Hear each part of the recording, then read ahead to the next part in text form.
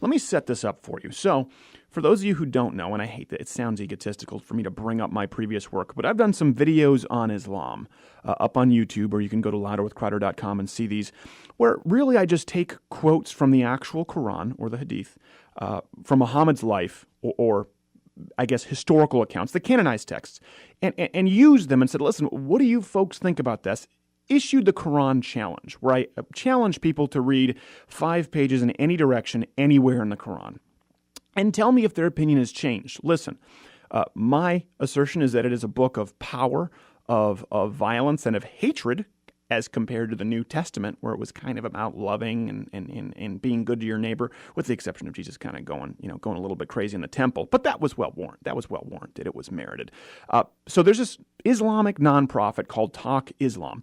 By the way, very effective with online mujahideen, I guess jihadi tactics, where they flood any page that's negative about Islam. You need to know this online. If ever you say anything that's remotely critical about Islam, you will be flooded by armies of online Islamists downvoting your videos, trying to get it removed as hate speech. I've had to go to YouTube several times and say, listen, this video is not hate speech. It's directly quoting the Quran.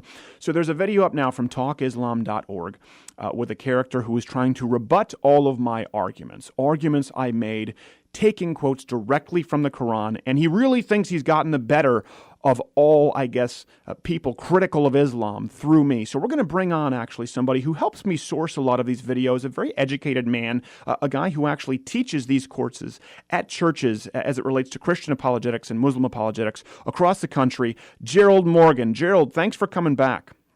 Absolutely, man. Thanks for having me on again. I appreciate it.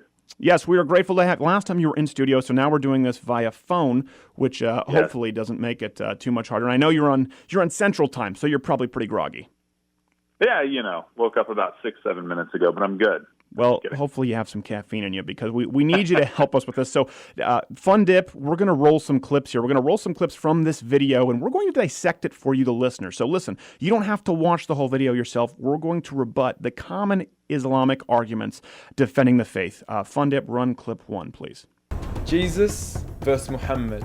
Peace be upon them both. Because both of them are prophets of Islam, and for that reason I will respect both, because they were the best of men to walk this earth. So that's the first quote we have from this gentleman, by the way, who was very offended at me for being pro-Jesus and not necessarily pro-Muhammad. That's the setup. That's the premise. Both men, the best men to walk the face of this earth. Gerald, do you agree with that? No, and I have respect for people of every faith, except for this one specifically, because we found a guy here in Muhammad who's really going out and lying to people, and he's one of the most nefarious characters in history. And I'm not trying to dog him because I disagree with the ideology. There's a lot of things that I disagree with in life, but I'm really going after him because you cannot compare the sinless life of Jesus Christ to somebody who told his followers to kill Jews, to somebody who told his followers to go out and commit these atrocities if people don't convert. There's just absolutely no way that you can make that comparison. Not with a straight face, maybe with his accent. Right. I think the accent gives him the this guy, I guess, he's kind of like a walking Sacha Baron Cohen character. I'm not quite sure how to handle him. But no, that's great to set up the premise here. Again, secular argument. This isn't even an argument from a Christian perspective. If you don't believe Jesus is who he said he is, nor Muhammad, let's just compare their lives historically. But we're going to go on to the next point. We've got to roll through this. Fun Dip, roll clip 2, please. In regards to your first allegation of Prophet Muhammad, peace be upon him, marrying a minor, all I can say is that Islam is the only religion to actually prohibit the marriage of minors who have not reached the age of puberty. The truth is, in different times, in different places, in different contexts, the age for marriage varies. Well, let's leave it at that with a question. Now, of course, this was in response to me talking about the fact that Muhammad, for those of you who don't know, married a 6-year-old chick named Aisha. To be fair, he may be consummated when she was 9, also hit her. We'll get to that later. Here's the thing, Gerald. He doesn't really rebut anything. He just tries to blur historical contexts.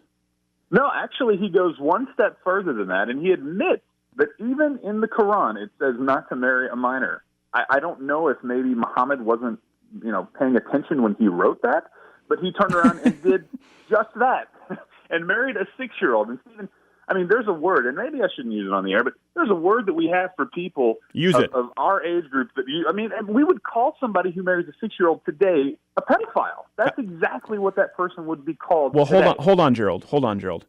They would have been called a pedophile back then. It's not. Yeah, well, it's not one of those things. It's like, listen, I get it. People got married at 13, 14, which is why it was also easier for people to wait to have sex until marriage. Now people are going through their second adolescence, getting married at 35. But even back then, 6 years old, even 9 if that's when he consummated. That's before girls even get their monthly cycle. That's before girls become women. That would have been a pedophile back then. So again, we're going to go to the next clip here real quick, but he doesn't even rebut that, just tries to blur those lines. No. Let's go on to his next argument. Fun dip, clip 3, please. Since this is Jesus versus Muhammad, let's compare it to the context of Jesus, with none other than the best of women to have walked this earth, Mary, the mother of Jesus. She got married to Joseph, who was 90 years old when she was only 12 years old. Okay, I've searched for this high and low, Gerald, and I can only find very small fringe websites, usually pro-Islamic websites, that use that argument. Is there any kind of historical backing that Joseph was 90 years old? No, there's no legitimate backing. In fact, there's a lot of things that really make this impossible, right?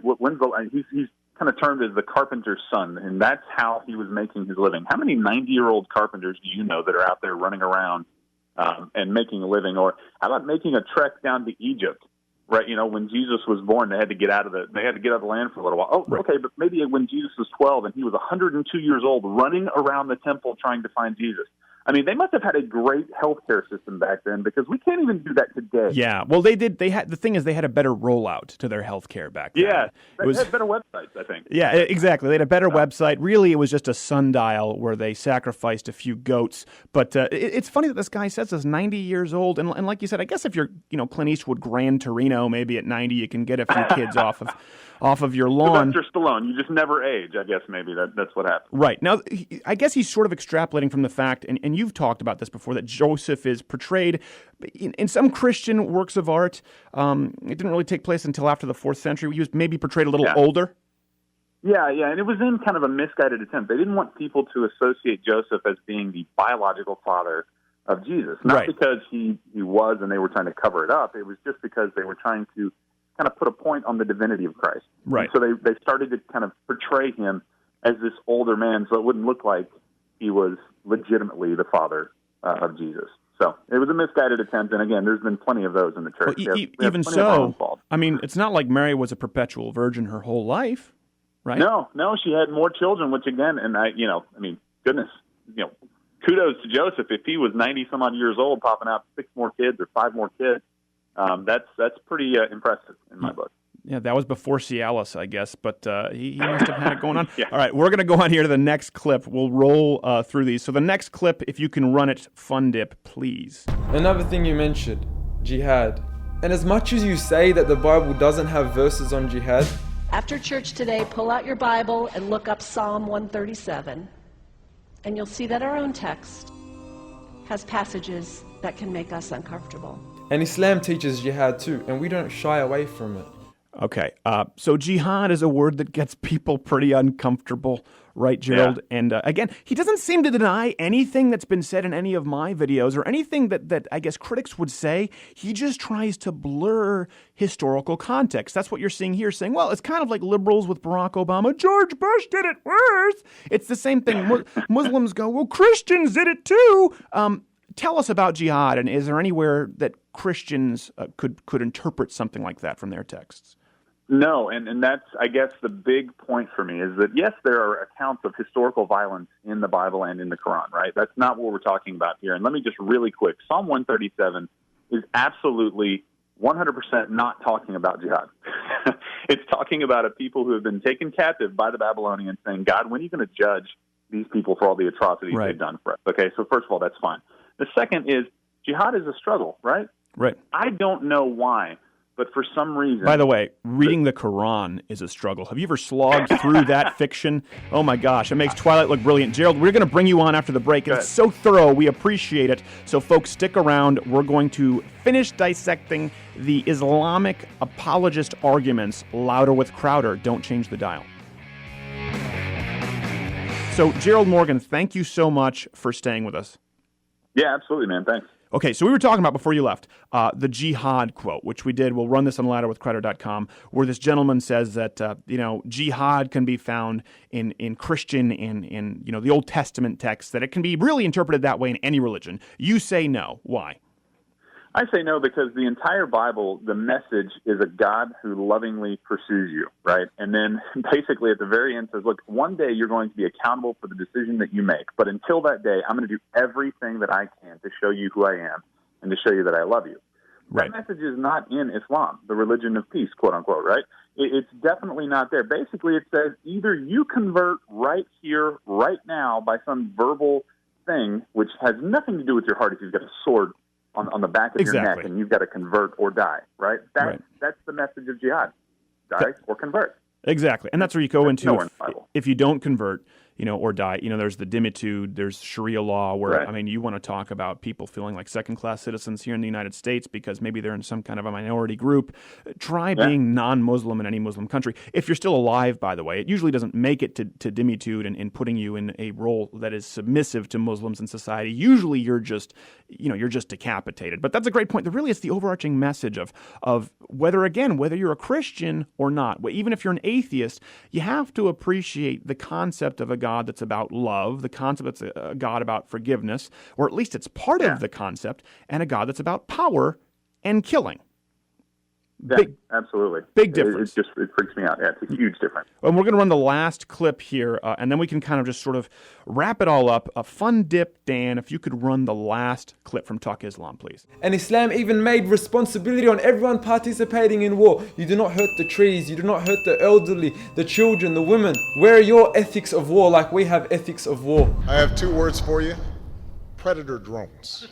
I don't know what the Obama thing came in there at the end of that. That was a weird transition. Predator drones. And everybody kind of giggled. I have to say, though, I love that he started out with not hurting the trees. Right. That's fantastic. Who is he, James Cameron? Keep the trees in good shape. Yeah, he's gonna be an Avatar too. But I find so ethics of war. So obviously trees we're talking about, animals we're talking about. I guess not reporters. Are they? Are they? No, apparently not. And here's the thing: all of those things that he listed would be great if anyone actually adhered to them in war, right? So this is a great list to throw out there, but unfortunately, if it's just a list, it doesn't do anybody any good because there's tons of human shields that have been used. I mean, recently with Gaza, that's been one of the claims that we've had to deal with, and their treatment of women as human shield as well. Right. I don't understand where, and this one, if it wasn't so sad, almost made me laugh that he said that Islam has ethics of war. With everything that we see going on right now in Islam and all the wars that have been going on in the Middle East forever, where are the ethics? I have no idea what he's talking about. No, it is. It's laughable. Almost as laughable as, by the way, as this gentleman's beard. I feel bad for him because I know it's big in those cultures, and the guy just can't grow one. It's got to be a tough gig for a guy like that to not be able to grow a beard and work for Talk Islam. I mean, here's the thing: if we're talking about if it's actually really practiced, long before any Americans got involved, or even if you want to talk about Israel, Hamas, there are far more, Islamic groups. I mean, you look at Syria killing other Muslims. That happens all over the world. And really, if it was, we don't want to hurt the trees, we don't want to hurt any person, those are the ethics of war. If I'm a Muslim or even a Christian in Syria, I say, hey, I just go sit next to a tree. That's what I do. Which are hard to find in very arid places. It is. Maybe that's why. That's probably why Jesus got so mad at the fig tree when he was over there in that area of the world, because there weren't the one fig tree I've gotten, it doesn't do anything. Right. That's the one thing Jesus seemed like he got a little bit too mad. Oh man, you never bear fruit again. The apostles are sitting there going, hey, Jesus, we can calm down. There's just some figs. We can go down to the temple and buy you some figs. They're selling figs at the temple.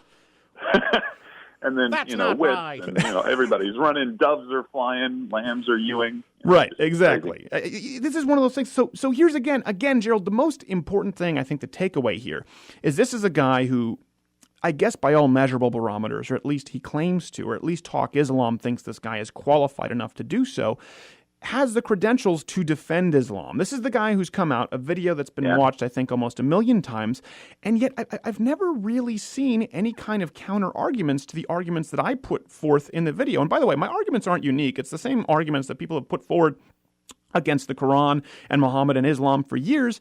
And the best, it seems as though he has, correct me if I'm wrong, is, well, Christians do it too, and here's a verse sort of blurring the historical context. Absolutely. No, he doesn't address any of the issues. I mean, really, this guy should be a left-leaning Democrat. He's perfect for the role. He just says, no, wait a minute, look over here. Don't look at the fact that it's in our book not to do this, and Muhammad did this. Don't worry about that, but look over here and look at this, where maybe you guys have done something bad in the past. Right, exactly. And it just doesn't make any sense. Good call with a left-wing Democrat. Way to tie it back into politics. I can see Fun Dip I'm bringing here. him back, my friend. Fun Dip is giving you a slow clap right now. He's standing up like Billy. Outstanding.